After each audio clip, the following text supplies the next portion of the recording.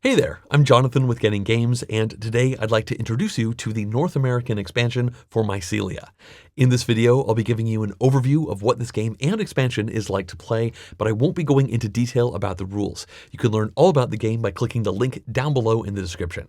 Now, I do want to ask that if you enjoy this video, that you please click the like button for it down below, as well as the subscribe button for the channel. In addition to that, if you'd like to directly support this channel, then please go to gettinggames.com/support. Finally, if you have thoughts about this game while you're watching the video, then please leave those as a comment down below. All right, let's jump into it. Out here, we have a 3-player game that is already in progress. Now, Mycelia is a dynamic game of tactics. It's a competition for space and resources to create your own mushroom kingdom.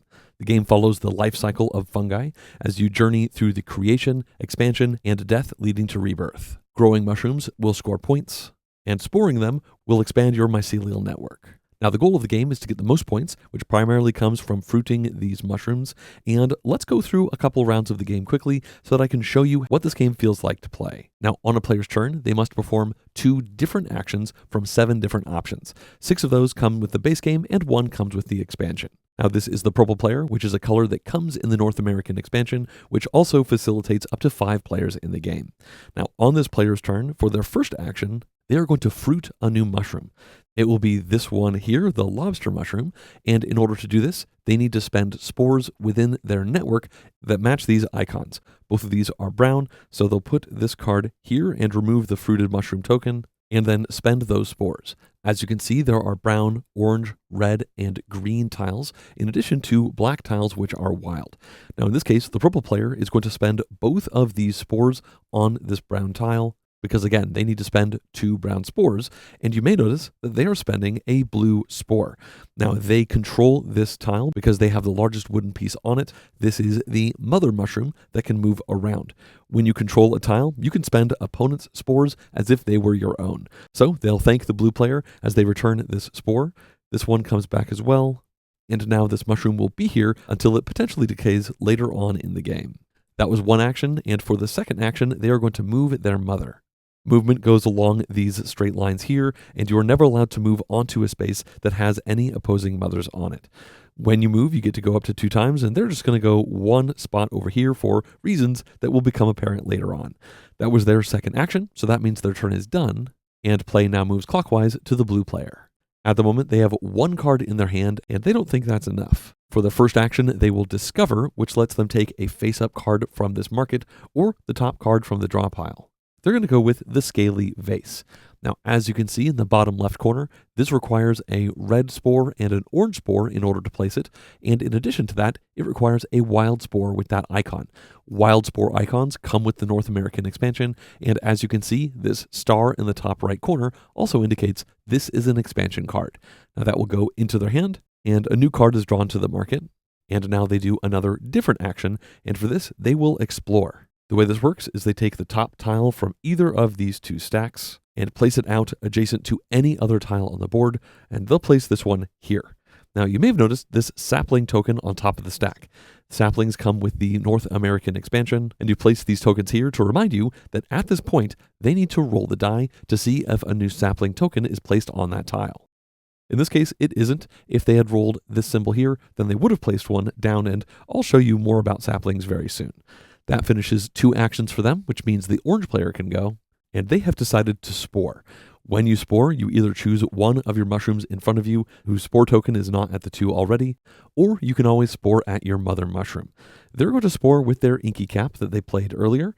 They'll move this over once to show this is the first time it will spore, and then this 3 means up to 3 of these spore tokens will be placed onto the board. Now this is their value 1 mushroom, and that's right over here, and when you spore, you always place 1 onto that tile, and then the rest of these spores are cast into the air and into the wind. You roll this die to see which direction the wind is going. In this case, they got the O symbol, and when we focus in, you can see every tile has 1 of these 3 symbols. That means the wind is going in this direction. Now they have to keep placing these out one at a time on the tiles, going out in a cone from the direction of the wind. So they'll put one here and then one there. And if they had another spore, they would not be able to place it anywhere because it would have to go here, and there is no tile on this spot. Fortunately, they got to place all of their spores, and of course these are important because you spend them to fruit new mushrooms onto the board. That was one action, and for their next one, they are going to decay a mushroom that is already spored twice. Each mushroom can only move forward twice on this track. Once on that last spot, here is the decay. Now, when a mushroom decays, you take the card and you tuck it underneath this board. You also remove that mushroom token from the board and place it back here. After that, the decay effect will come into play. This could either be an instant effect like this one that says they can pick up 2 new cards, or it could be an ongoing effect, like this one here says that for the rest of the game, whenever they pick up a card randomly from the deck, they pick 2 and then keep 1. Lastly, there are upgrade cards, and when these are decayed underneath a slot, they will provide an effect just for that slot for the rest of the game. That's important because, of course, now a new number 2 mushroom for the orange player can be placed onto the board. Of course, in this moment, they get to draw 2 cards, and they might go random for the first one and then take this one for the second. So it's now back to the purple player, and as of this moment, we have seen the 6 actions that come in the base game. Once again, that is moving the mother, fruiting a new mushroom, expanding the forest, discovering new cards from the market, and decaying mushrooms that have already spored twice. Now there's still one more action to go for, and that one comes in the North American expansion, and let's see if purple can make it happen now. They are going to spore with their value 3 mushroom, and it has a spore value of 4. So as this happens, they can place up to 4 spores. Their 3 mushroom is here, and of course they have to figure out what the current wind direction is. In this case, it's heading over here. Now, of course, the first spore goes onto this spot, although there is a sapling. Instead of placing onto the tile, once per spore action, you can place on the sapling, and then you roll the weather die. Now, the number of spores on the sapling will depend on what options you'll get from that die. With just 1 spore, there's a 1/3 chance of getting some sort of effect and 2/3 chance of getting nothing. With 2 spores, there's a 2/3 chance of getting something, and with 3 spores on that sapling, you're guaranteed to get something. You just don't know what that effect is going to be. The purple player does not want to risk it, so they'll place this here, and then the rest of the spores will head in this direction. They're going to place this one down over here, but instead of going on the tile where it could be spent as a spore, they're going to place it onto the sapling.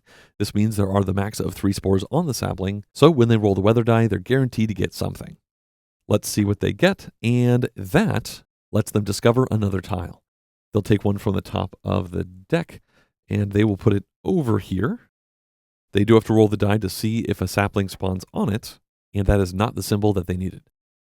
Now they can continue to place these spores out. In fact, being able to discover here is great because now there is a position to place that spore, and then of course this spore over here. That's finished their spore action, and for their second action, they're going to perform the first age action of the game. You can only do this if your mother mushroom is on the same spot as a sapling that has 3 spores on it. It does not matter what color spores these are. That is the case, so they will take one of their grandfather trees and replace the sapling with it.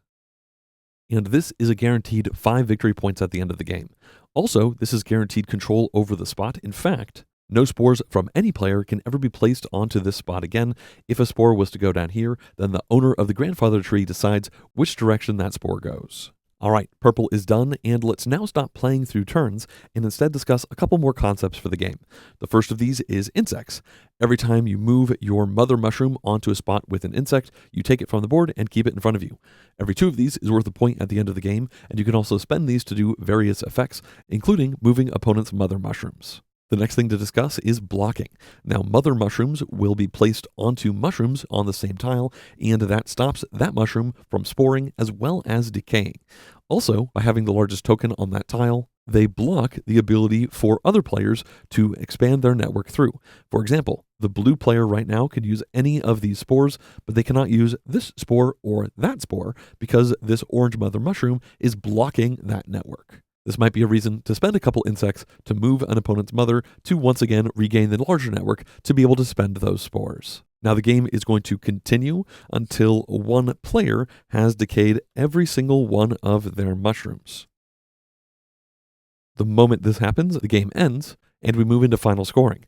The player who ended the game will gain the Ex Morta Vita tile, and then this is worth 5 points to that player. Every grandfather tree on the board is worth 5 points. Every mushroom that is on the board or decayed is worth the points in the top right corner. Also, every 2 insects is worth a point. Once you add all of that up, the player with the most points will be the winner. Now, this was just an overview to give you a feel for the game. And if you'd like to learn more details about the game, then please click the link down below in the description. Well, that's going to bring this video to a close. I hope you enjoyed being introduced to Mycelia as well as its North American expansion.